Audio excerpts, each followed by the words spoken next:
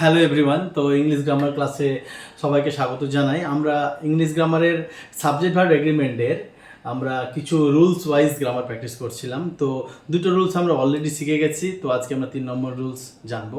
তো জানার আগে আমরা দেখে নেই, এটা হচ্ছে আমার YouTube channel learn English with HT. এটায় ভিডিওগুলো আমরা যেগুলো করি সেগুলো আমি আপডেট করে থাকি এবং আপলোড করে থাকি, এবং এগুলোর ভিডিও কিন্তু আপনারা আমার চ্যানেলে পেয়ে যাবেন। ঠিক আছে, তো দেরি না করে আজকে আমরা 3 নম্বর রুলস কিন্তু দেখে নেব। 3 নম্বর রুলস আমাদের কি বলছে? 3 নম্বর রুলস বলছে যে ইউজ অফ বোথ অ্যান্ড যদি কোনো সেন্টেন্সে থাকে তাহলে সেটা অনুযায়ী আমরা ভার্বটাকে ইউজ করব। এখানে বলছে definition, the word both is used for two persons or things. Both মানে হচ্ছে উভয়, উভয় বলতে গেলে দুজনকে বোঝায়। এখানে দুজনের কথা আসবে, তার জন্য বলছে দুটো পারসন হতে পারে অথবা দুটো থিংসও হতে পারে।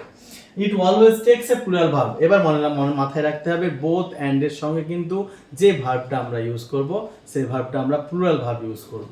ঠিক আছে, তো এখানে কিছু স্ট্রাকচার আছে দেখে নেই। Both plus A and B, এখানে দুজনের কথা থাকবে অবশ্যই, এবং তার সঙ্গে সঙ্গে কি আসবে? ভার্বটা প্লুরাল আসবে। বোথ টু, এখানে দুজনে থাকবে, আর এখানে ভার্বটা কি হবে? তাহলে প্লুরাল ভার্ব আসবে, অর্থাৎ সাবজেক্টটা প্লুরাল আসছে, তার জন্য ভার্বটাও কি আসবে? প্লুরাল আসবে। আমরা এখানে কিছু এক্সাম্পল আছে দেখে নেই। বলছে both Ram and Sam are intelligent. এর আগে বলছিলাম দুজন আসবে, তাহলে বোথের সঙ্গে দুজন কথা এসছে, তার জন্য ভার্বটা কি ইউজ করা হয়েছে? প্লুরাল ভার্ব আর ইউজ করা হয়েছে, are intelligent. Both the students are present, তাহলে ওয়ার প্রেজেন্ট, তাহলে এখানে বোথের সঙ্গে আমরা ভার্বটা প্লুরাল ইউজ করলাম।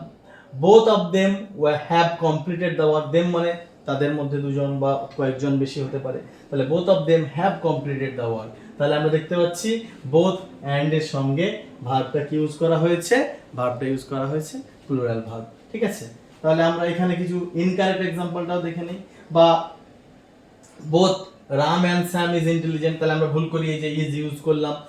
আর এখানে both the students was present, আমরা আগে দেখছিলাম যে এখানে স্টুডেন্টস ছিল, তার জন্য সিঙ্গুলার ভার্ব ইউজ করছি, কিন্তু তার আগে দেখতে হবে সাবজেক্টটা কি আছে। সাবজেক্টটা আছে বোথ, আর আগেটা ছিল ইচ, এভরি, ইদার, নিদার, আর এটাতে বোথ আছে, তাহলে বোথ দিয়ে এবং অ্যান্ড দিয়ে যুক্ত সেন্টেন্সে ভার্বটা কি হবে? প্লুরাল ভার্ব ইউজ করতে হবে।